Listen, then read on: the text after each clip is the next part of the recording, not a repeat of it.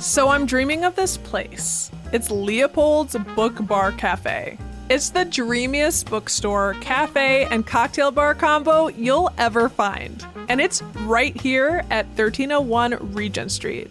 They've got the latest books from around the world, wines to sip or take home, and live jazz, plus open hours until midnight most nights of the week.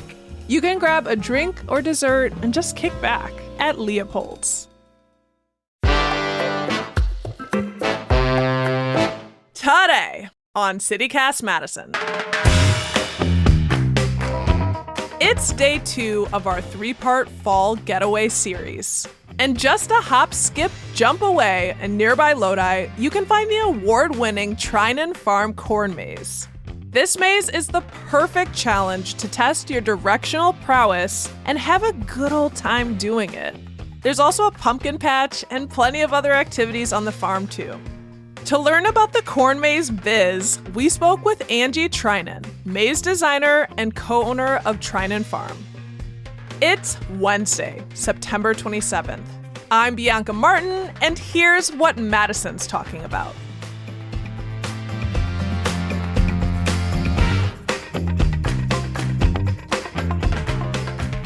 Angie, hello. Well, hello. How are you? I am freaking great. I am so excited about talking to you because I am a fan of your amazing corn maze, just to start out. Oh, so you've been out here to the maze. I absolutely have, and it lives in my dreams in a good way. Good. Not your nightmares? Not in my nightmares. Lost in corn? Yes, exactly, despite, being Halloween-y season coming up here. So your maze is one of the most incredible corn mazes I've ever seen. Well, thank you. We try hard. Yes, and it's not like I'm the only one who thinks so. It's award-winning. How did your family get started in this business? Yeah. Well, nobody anticipated this, actually. So I'm a veterinarian, actually. So I started off moving to the area to practice veterinary medicine. And I met my husband, who is a farmer. He brought his cat in. And so, that's like the romantic story. So we got married. And so this farm has been in my husband's family for over 100 years. So, they pass it from generation to generation. But for today's size of farm, it's pretty small, and it's not really large enough to support a family on if you're going to do just crops. And my husband had draft horses, and he was starting to give horse-drawn wagon rides to a pumpkin patch. So he planted like a half acre of pumpkins, and he'd give the kids and the families a ride out. And so it was a little side business, which he liked. And then when I joined here, I liked it also. But then we started to think about people are coming out to get pumpkins. Maybe they'd like to do other things. And so this was a time period when agritourism was brand new. And that just essentially means inviting people to come on out to your farm or, basically a rural setting to enjoy the things you can do out here. So, but some people were doing more than just pumpkins. They were also doing like playgrounds and, apple picking, but also corn mazes were new at that point, basically. So we had heard about them. We went to go visit one, and we were like, well, I think we could do this. My husband was very skeptical that people would pay to go into a cornfield because he's a farmer and corn is his life. But I'm like, the people who live in a city, they would pay for the privilege of walking in corn. And so sure enough, so we put the first corn maze in 2001, and it was really interesting because we were thinking that like the families that came out would also do the corn maze. So they do the pumpkins, they do the horse-drawn wagon rides, and then they would do the corn maze. But the corn maze offered a lot for older kids, teenagers, and adults to do something really fun. And so we, over the years, have kind of realized that like the corn maze can be really challenging. It can kind of be our flagship attraction here. And some people don't even they don't even care about pumpkins. They just come out to do the maze. And we get tons of adults who come out like with dates or with just a group of friends. And I just love that because, adults, we don't get as much chance to like play and, Right. And we do need something for fun. that. We do, We we do. really do. Yeah. Yeah, Yes, desperately. we desperately need fun. And when I went out with my coworkers, like a whole staff of coworkers of people who like are interested in policy and systems. And I Yeah. mean, adult us ladies, we got down. Like it was so fun and intricate and challenging. Yeah, and you get to see the competitive nature of some people where they're like, "Oh, I'm gonna do all the challenges and I'm gonna beat my last year's time," and things like that. And but then there's also like the fun of wandering around in the country. Also at night, we do a lot of people come out at night, which is it's kind of a novelty if you're not, if you're used to being in the city where things are like lit up. So, Right. like in the corn maze, it's dark. You got to bring a flashlight, and Yes. it can be a little unnerving if you're not used to it. But Which is part it's of the very fun. safe. Yeah, Part of the yeah, yeah. fun. Before we get too far, for folks who aren't, familiar with Lodi, like how do Madisonians get to your farm? Where are you?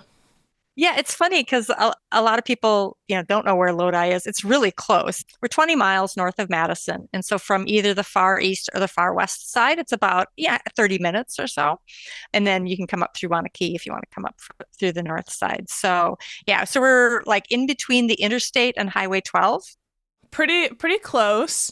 So I want to learn about the designs because they're really special. If you go check out a photo or you can really see how intricate they are.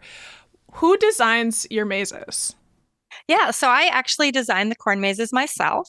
We started off the first few years with hiring a graphic designer, but we pretty quickly realized that we were going back and forth with the designer so much that we might as well just do it ourselves because we understand what makes a good maze.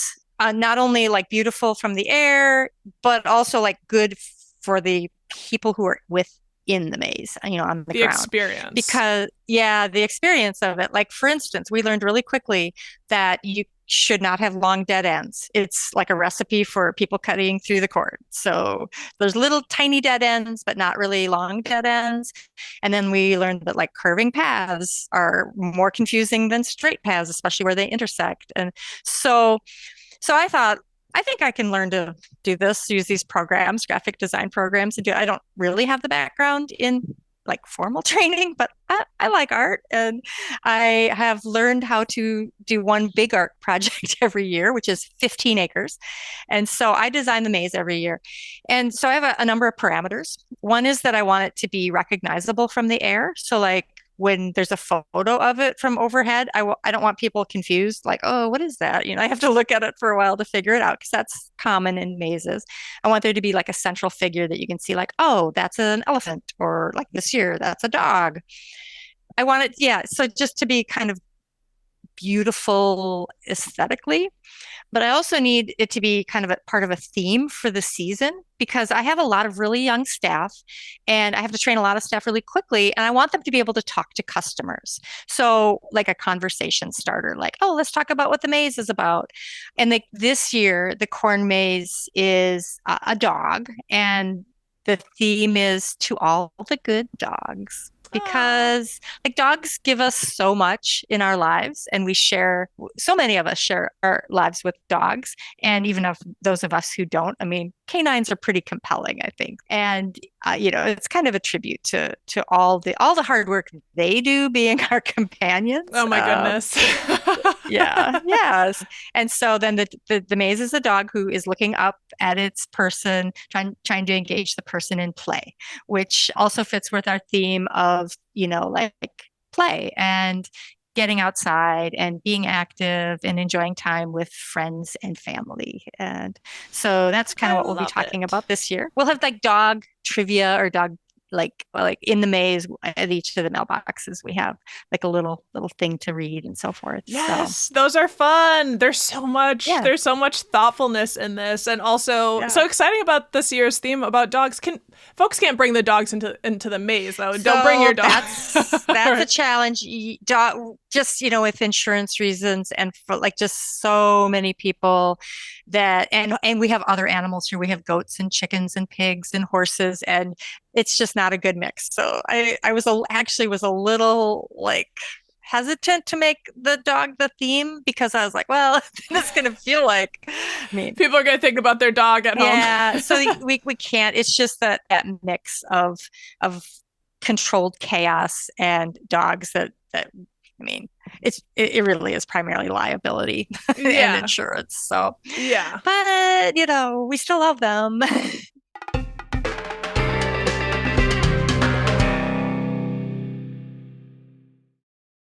What makes a good maze when you're designing it? What we really want to do is have different levels of challenges so people can feel comfortable. Like people get a map or part of a map, and we pride ourselves on having the map be really accurate so that if you are paying attention and like navigating appropriately, you should be able to get through the maze, with not ease, but like with steady effort, you should be able to get through the maze. So accuracy. And also then we're giving people landmarks, but also then confusing them at different places. So one of the things that we do, so most of the trails in the maze are 5 feet wide and they all kind of look alike, but then we have some trails that are 10 feet wide and that's the outline of the dog. So that is like a really important landmark. Like you don't know where you are. Well, if you can find the 10-foot wide trail, at least you kind of know well, not where you are, but like roughly where you might be. Right. You kind of tell, okay, I made it somewhere when you're in the center. Right. And so actually just briefly how we have customers experience the maze. They get a partial map when they walk in. So it's basically a almost blank sheet of paper that has just a very like 1/8 of the map printed on it. So that shows where the entrances are and it shows where the first mailbox is. And so you navigate to the first mailbox following the map. And in that mailbox, you find the next piece of your map. So then you take it out and you tape it on, line up the trails, and then you have the next part of the map. And so you can find where the next mailbox is. So you navigate from mailbox to mailbox. There's 7 of them. So then you have the 8 pieces of the map, and then you can find your way to the exit. And this takes most groups, I mean, if you don't get super lost, like 45 minutes to an hour. And so that's kind of like the basic challenge. And a lot of people, that's good enough. Yeah. You also can get out of the maze at many locations. So if people seem nervous, I tell them that. I'm like, just consistently head in any one direction. All the trails are interconnected. And that's what I mean by like no long dead ends. It's not like you're going to get stuck in one part of the maze and you can't get out. So like you can exit the maze and then walk around it back to the farm or go back in it at a different place. So that kind of helps to reassure people who are nervous. I like how you said if you don't get super lost. So I assume people do get lost sometimes. Well, I got super lost this like last week. I design it, but I don't cut it. And so I know what it looks like on paper, but I got in there and I had to like put the map pieces in the mailbox and I got lost in the flowers.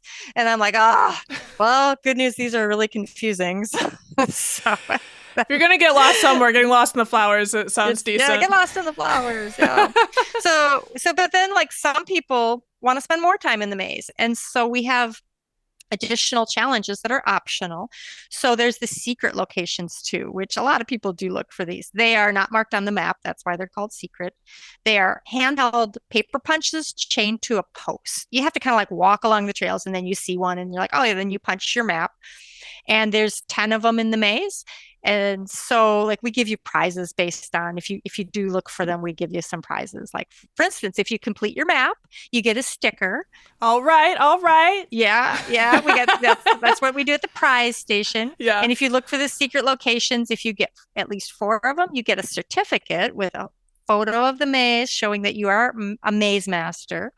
Nice. And then if you get eight or more of the 10, you get it's very highly loved swag from the corn maze. It's a pen that has like a little maze in it, and it says Trinan Farms. So we just got into this like thing where we give out all kinds of prizes. It's fun. I'm like, well, tell everybody about us. Show them your sticker. Yes. And then I started to get people who had been coming for a decade, whatever. And they every now and then somebody be like, oh, the maze isn't hard enough. It's too easy. Why are you making it easy? And I would say to them, I'm like, No, it's just because you are getting so good at it. You know how to find the mailboxes. You know how to, bring a team to look for the secret locations. So there was this one group and they come every year and I was just like, no, it's not too easy. You're too good. So I said, fine, I'll put in a really hard maze and you'll never be able to handle it. And so they're like, oh, okay, sure.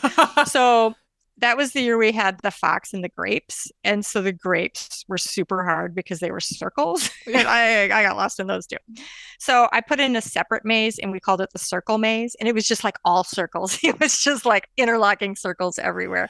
And then we didn't give people a map to it. So it was like they had to kind of like switch up their strategy. A maze within the maze. Yeah. So now we put it like within the actual maze.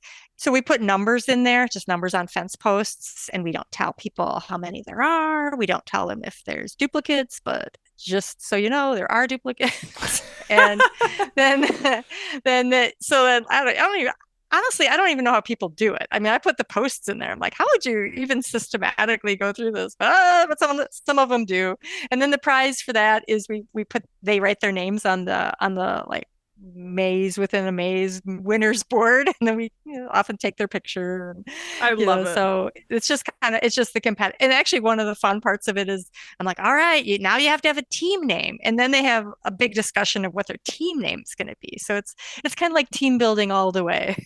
See, yeah, and I went with my team. It was one of the most fun things I've ever done with staff, coworkers, that sort of thing. And honestly, the maze is incredible, but there's a lot more, like you mentioned, at the farm, including pumpkins. I remember the goats, I remember the animals, and I feel like that's really special. So what else can people do on the farm during the fall season? Yeah, well, the goats and the pigs and the horses are like a big attraction. You can pet them, you can feed the goats. And so it's not a massive petting farm by any means, but it's just like there are pet goats.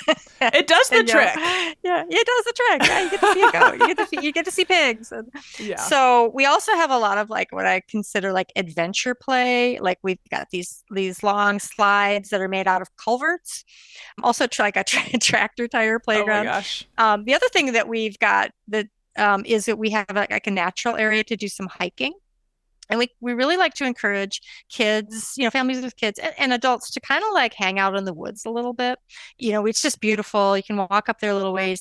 The trails are actually made by the horses when they're up there in the summertime. So they're kind of like beautiful, kind of rough. So the thing I put up there to lure people into the woods is we call it the Enchanted Woods, and we have a bunch of fairy doors up there. So they're like, they're 5 or 6 inches, in size, and they're up in the trees and then down below, and so you have to kind of go on these little trails and look for them, and it's fun for all ages because who doesn't want to look for little fairy doors?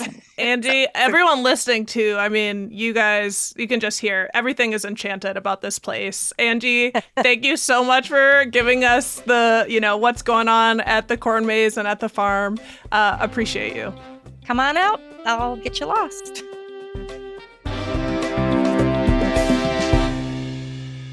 That's Trinan Farm maze architect Angie Trinan. If you want to go try out this year's maze, we'll toss a link in our show notes. And tune in tomorrow for the 3rd installment of our Fall Getaway series, Apple Picking.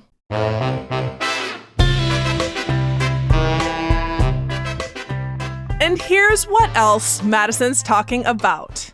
Herbal teas. It's cozy fall season, so it's time to bust out those mugs, people.